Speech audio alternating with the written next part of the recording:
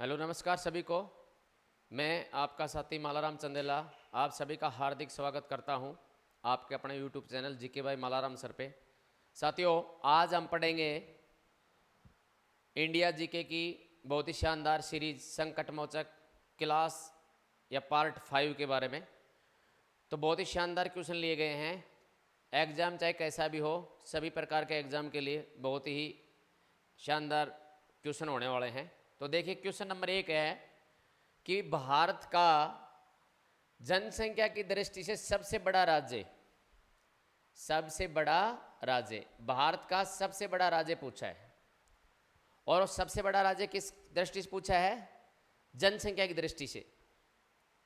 देखो, यदि बात करें क्षेत्रफल की दृष्टि से, तो क्षेत्रफल की दृष्टि से भारत का सबसे बड़ा राज्य है राजस्थान। कौन सा? राजस्थान।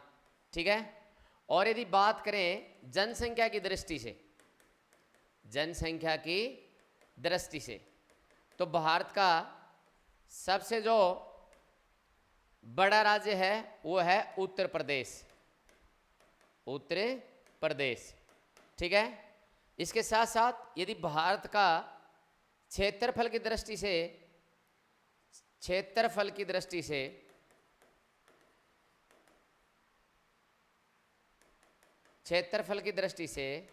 सबसे छोटा राज्य, तो सबसे छोटा राज्य कौन सा है? गोवा। और यदि बात करें कि भाई जनसंख्या की दृष्टि से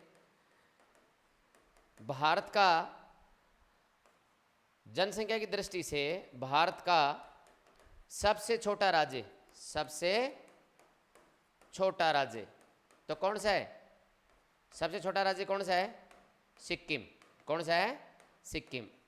देखो, क्षेत्रफल की दृष्टि से सबसे बड़ा राज्य है भारत में राजस्थान का क्षेत्रफल कितना है?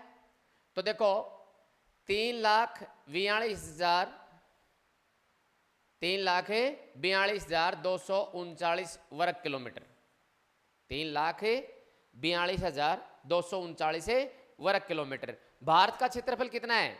तो भारत का टोटल क्षेत्रफल है 32,87,263 वर्ग किलोमीटर। कितना है? 32,87,263 वर्ग किलोमीटर। ठीक है। तो देखो, यहां दे रखा है कि भाई जो भारत का जनसंख्या की दृष्टि से सबसे बड़ा राज्य कौन सा है? तो राजस्थान तो नहीं है। राजस्थान तो क्षेत्रफल की दृष्टि से सबसे बड़ा है। ठीक है। उसके बाद में दे रखा हरियाणा, तो देखो हरियाणा भी नहीं है अपना। उत्तर प्रदेश सही आंसर होगा इसका। अब देखो, हरियाणा जो है वो भारत में लिंगानुपात सबसे कम किसका? हरियाणा का। किसका है? हरियाणा का। ठीक है। भारत में सबसे कम लिंगानुपात तो किसका है? हरियाणा का है। कितना है? तो 879। ठीक है, 879। ठीक है। लिंगानुपात में सबसे जो कम है वो हरियाणा का है। तो सर्वाधिक लिंगानुपात है वो किसका है? तो सबसे ज्यादा लिंगानुपात है वो है केरल का, 1084।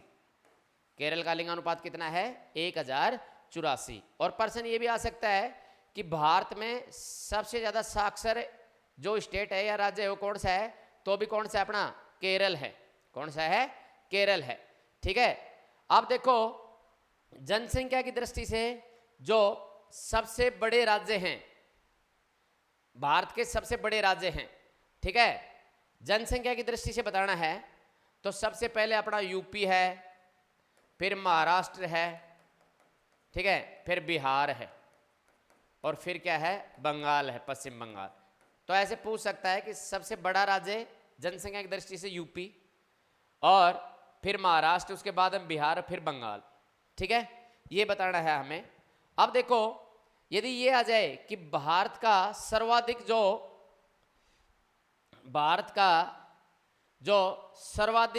जनघनत्व वाला राज्य कौन सा है?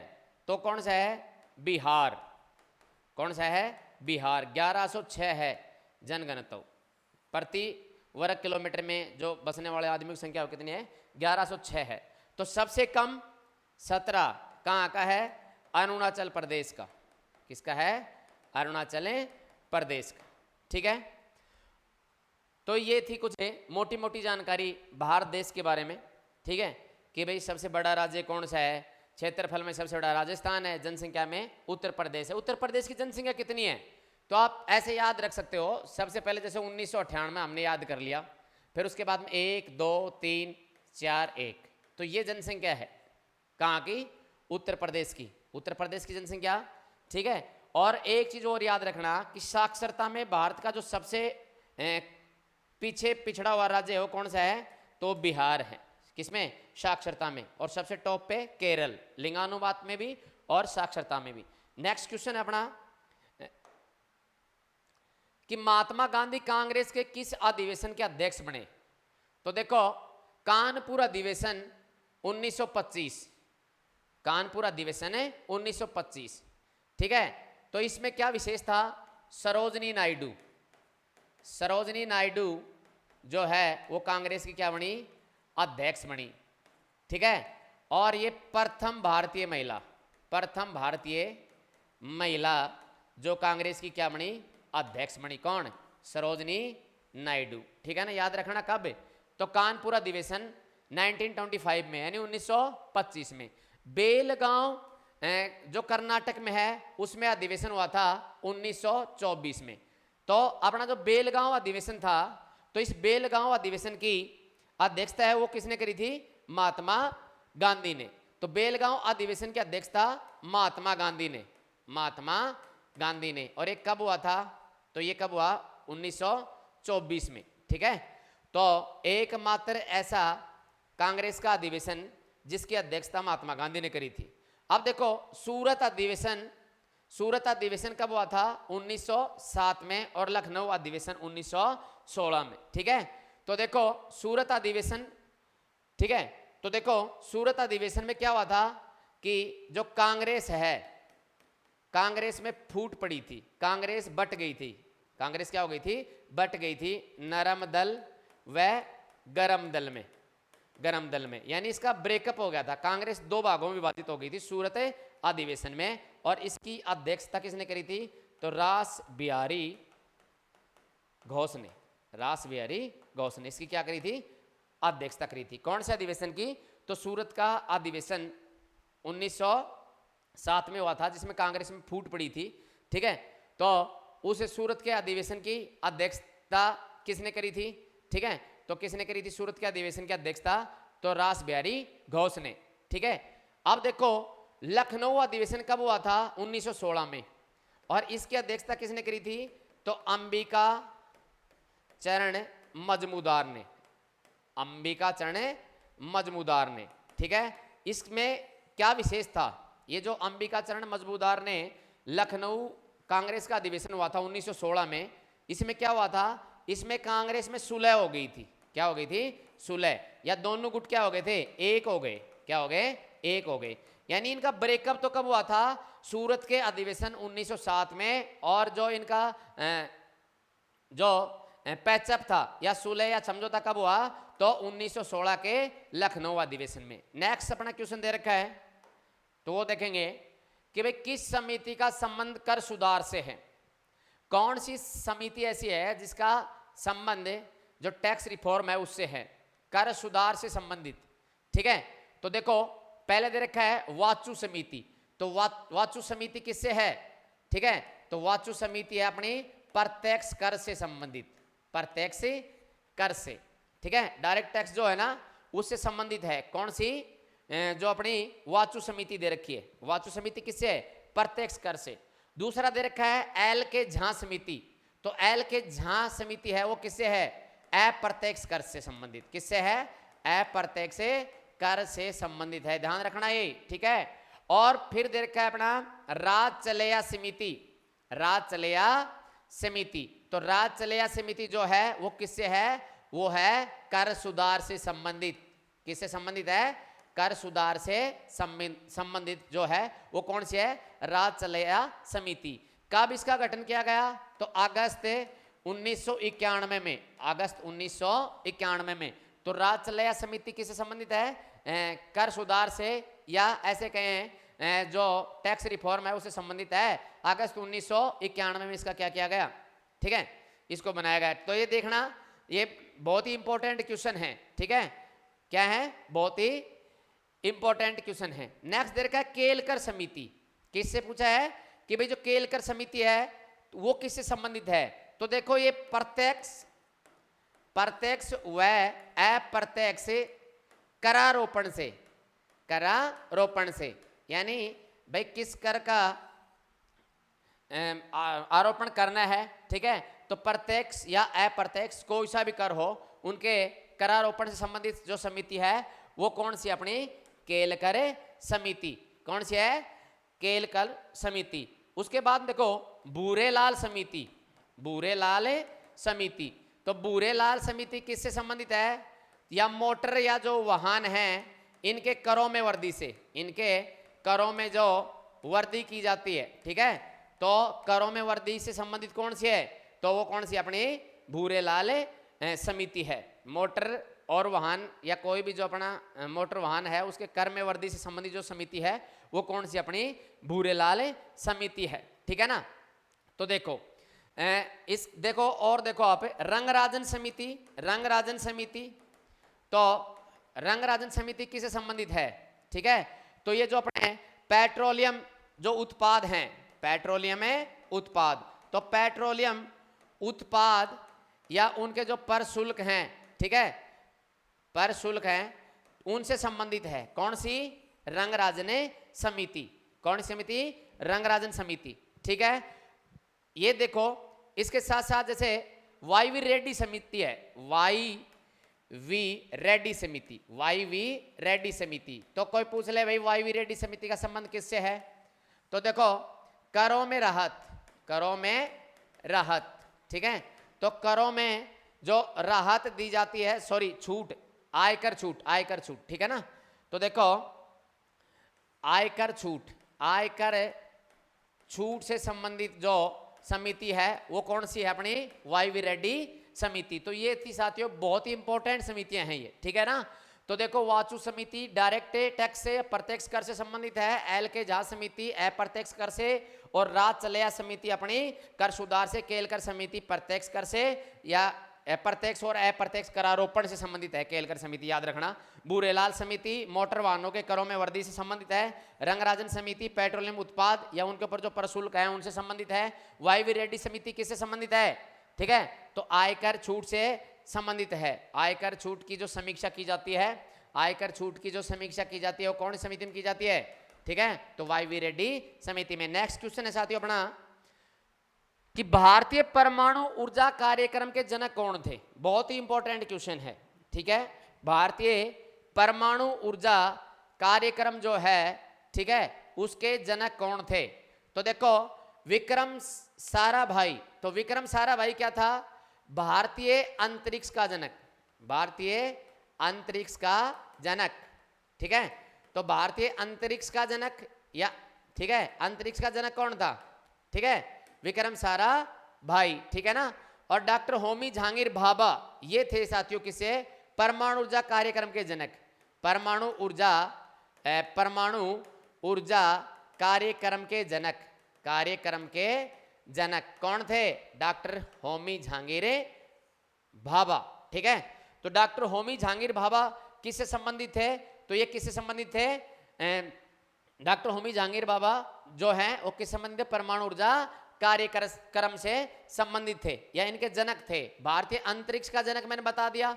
यदि ये पूछे कि भाई अंतरिक्ष का जनक कौन था तो विक्रम साराभाई, ठीक है, और जो परमाणु ऊर्जा कार्यक्रम है, परमाणु ऊर्जा कार्यक्रम है, न्यूक्लियर जो प्रोग्राम है उसके जनक कौन थे, तो होमी जहांगीर भाभा थे, जो अपने अरस्तु थे।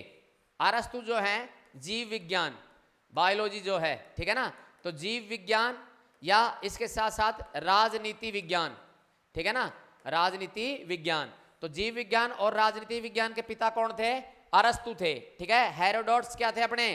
तो हेरोडोट्स क्या थे? तो ये इतिहास के पिता कहलाए। इतिहास के पिता या इतिहास के जनक कौन थे? इतिहास के जनक कौन थे?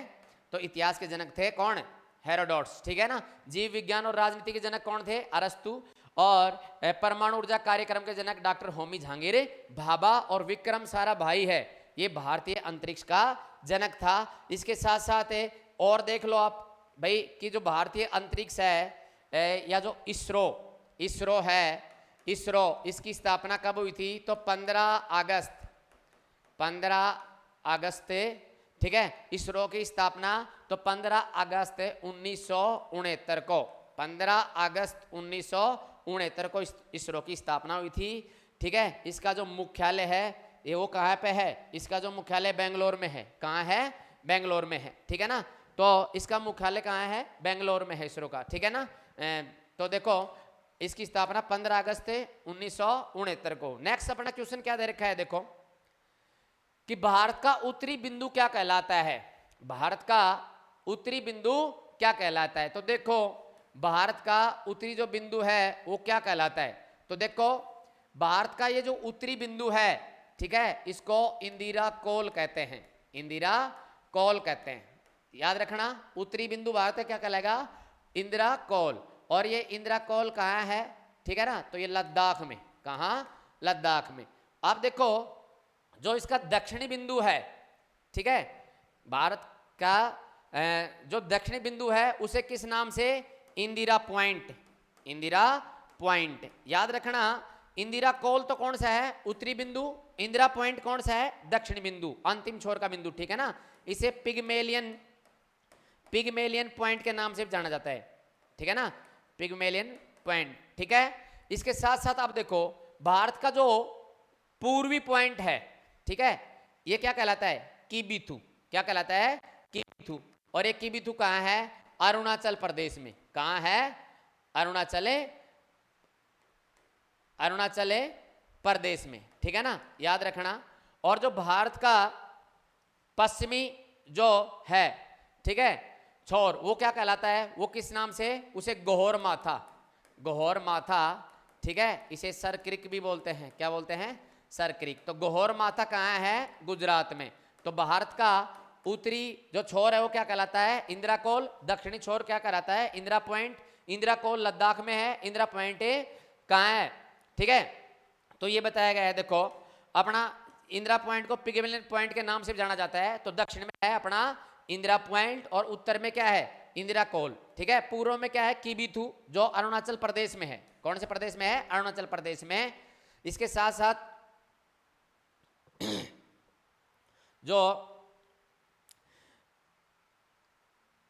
साथ देखो जो पूर्वी है वो किबिथु है। पूर्वी जो पॉइंट है वो क्या है? किबिथु अरुणाचल प्रदेश में। और पश्चिम पॉइंट क्या कहलाता है?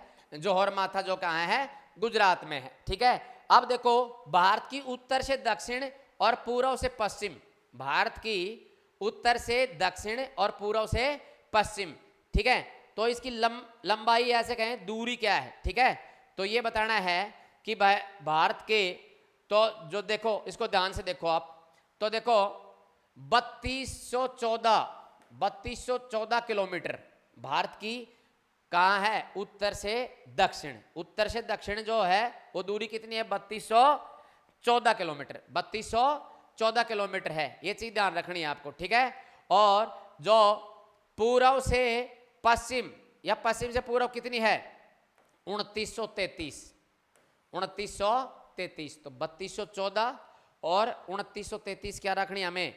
ठीक है, ये इसकी भारत का आर पार दूरी दे रखी है। ठीक है ना, तो ये ध्यान रखना है। नेक्स्ट है अपना भारत का बिस्मार्क किसे कहा जाता है? भारत का बिस्मार्क किसे कहा जाता है? बहुत ही इंपॉर्टेंट क्वेश्चन है। भारत का बिस्मार्क किसे कहा जाता है? ठीक है, तो देखो सुरेंद्र नाथ बनर्जी को क्या कहा जाता है? तो सुरेंद्र नाथ बनर्जी को कहा जाता है बिना ताज के बादशाह। बिना ताज के बादशाह कौन थे? सुरेंद्र नाथ बनर्जी। एव हुम को तो इसे hermit of Shimla. Hermit of Shimla. Hermit of Shimla किसे कहा जाता है? एओ हुम को। दादा भाई नौरोजी को grand old man, grand old man, ठीक है ना। ग्रेट, ये जो दादा भाई नौरोजी किस नाम से जाना जाता है? ग्रांड ओल्ड मैन के नाम से जाना जाता है, ठीक है ना।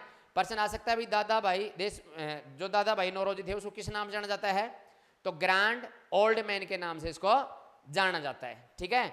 उसके बाद देखो गोपाल हरि देशमुख, इसे लोकहितवादी के नाम से जाना जाता है, लोकहितवादी के नाम से, लोकहितवादी के नाम से जाना जाता है। किसको?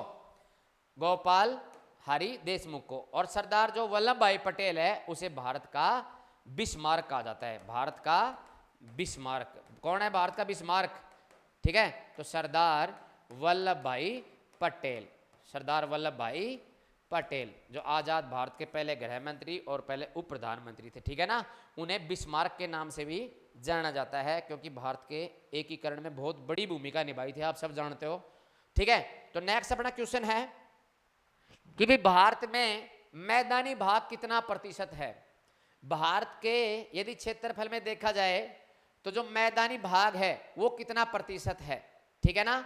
तो देखो सबसे ज्यादा मैदानी इलाका है, तो मैदानी इलाका कितना है? 43%। 43% क्या है? मैदानी भाग, ठीक है। उसके बाद में ये जो दूसरा नंबर किसका आता है? पठारी का। तो पठार जो है वो कितने प्रतिशत पे हैं? तो 27.7% पे, 27.7% पे क्या है? पठार हैं, ठीक है। उसके बाद में जो अपना 18.6 दे रखा है ये क्या है? पहाड़ी क्षेत्र, पहाड़ी क्षेत्र। तो भारत के 18.6% के ऊपर पहाड़ी क्षेत्र है, ठीक है। और देखो 10.7% जो अपना बच गया, 10.7% वो क्या है? अपना पर्वतीय प्रदेश, क्या है? पर्वतीय क्षेत्र। तो याद रखना जो मैदानी भाग है वो 43%, पठारी भाग कितना है अपना? ठीक है, वो है 27.7%, ठीक है। और जो पहाड़ी है वो 18.6 पे और 10.7 पे पर्वतीय क्षेत्र है। नेक्स्ट अपना क्वेश्चन है हार्ट का अध्ययन क्या कहलाता है?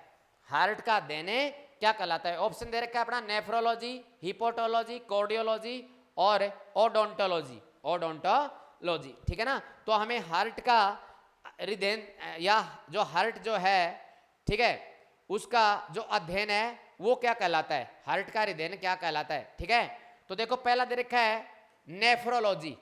तो नेफ्रोलॉजी क्या होता है? किडनी का अध्ययन, किडनी का अध्ययन, किडनी का अध्ययन क्या कहलाता है? नेफ्रोलॉजी, ठीक है। बहुत ही अच्छा क्वेश्चन है कि नेफ्रोलॉजी क्या होता है अपना? तो नेफ्रोलॉजी होता है किडनी का अध्ययन, ठीक है। उसके बाद में हिपोटोलॉजी, क्या दे रखा है? हिपोटोलॉजी। तो देखो हिपोटोलॉजी जो है वो क्या है? तो अपना लीवर का अध्ययन, लीवर का अध्ययन। तो लीवर का अध्ययन क्या कहलाता है? हिपोटोलॉजी। ध्यान रखना, लीवर का अध्ययन हिपोटोलॉजी। और हार्ट का हृदय अध्ययन, ठीक है ना, स्टडी ऑफ हार्ट क्या कहलाता है? कार्डियोलॉजी, ठीक है ना। तो कार्डियोलॉजी क्या है? अपना जो हृदय का अध्ययन है या हार्ट का अध्ययन है, इसे क्या कहा जाता है? कार्डियोलॉजी। ओडोंटोलॉजी, ओडोंटोलॉजी क्या है? दांतों का अध्ययन। किसका अध्ययन है? दांतों का जो अध्ययन है उसे क्या कहा जाता है? तो दांतों का अध्ययन क्या कहा जाता है? ओडोंटोलॉजी, ठीक है। नेफ्रोलॉजी किडनी का अध्ययन, हिपोटोलॉजी लीवर का अध्ययन, कार्डियोलॉजी हृदय का अध्ययन, ठीक है ना, और ओडोंटोलॉजी दांतों का अध्ययन कहलाता है, ठीक है ना। तो ये ध्यान रखना, बहुत ही इंपॉर्टेंट क्वेश्चन है, ठीक है। नेक्स्ट दे रखा है पहली दुनिया शब्द का प्रयोग किसके लिए किया जाता है? पहली दुनिया शब्द का प्रयोग, तो बहुत ही इंपॉर्टेंट क्वेश्चन है। पहली दुनिया शब्द है वो पूंजीवादी जगत के लिए प्रयोग किया जाता है। किसके लिए?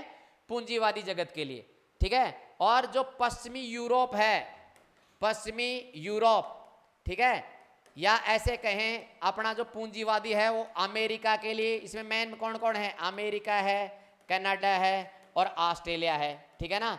तो ये क्या कहलाता है? ये अपना कहलाता है पहली दुनिया। क्या कहलाता है? पहली दुनिया, ठीक है।